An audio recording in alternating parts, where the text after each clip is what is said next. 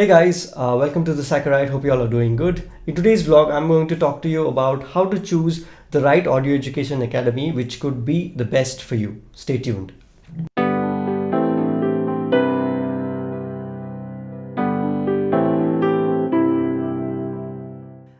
Before we could go any further, if you have not subscribed to the channel, I recommend please do so, and also click on the bell icon because I don't want you to miss any of the content which I post. If you've already subscribed, welcome back. So if you've noticed, I've been doing this series about audio education, like why to do sound engineering, what's the difference between music production and sound engineering and all that. That is generating a lot of comments and messages asking which is the best academy in India. Well, this is going to disappoint you because I don't know. The answer to this is very difficult, or impossible rather, because I can't tell which is the best. Instead, I have kind of listed down some of the things which you'll have to look for before you could go and join any of these.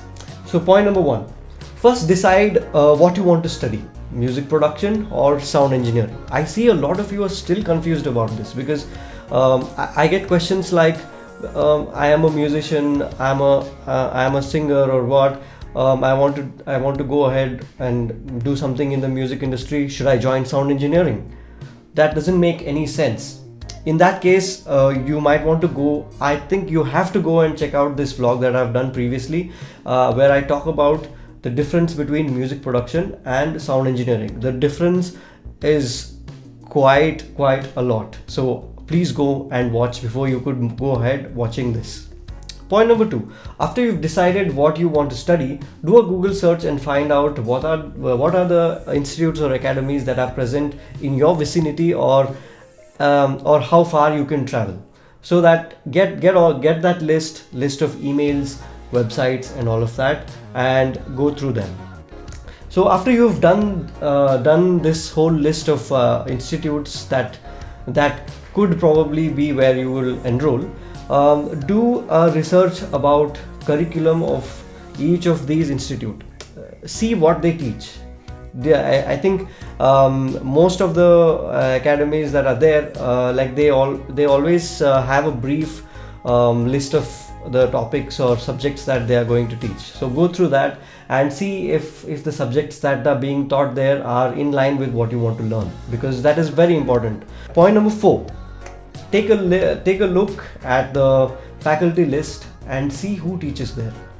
This is very important because everybody's work is different, everybody's skill level is different, and when you're paying so much amount of money to learn, it is very important that someone with a lot of experience teaches you. If the faculty list is not mentioned, do call them up and ask them who teaches what.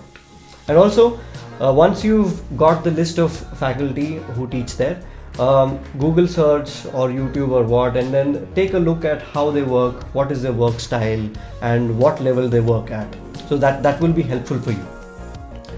And point number five, take a look at the fee structure that they provide, because everywhere in India, the fee structure is very different based on the place. So take a look at the fee structure, and for the price that you pay, check what are the facilities that they provide, because some of the premium institutes might have a very big lab facility that is going to be a bonus, but that also will be on the higher side of the fees.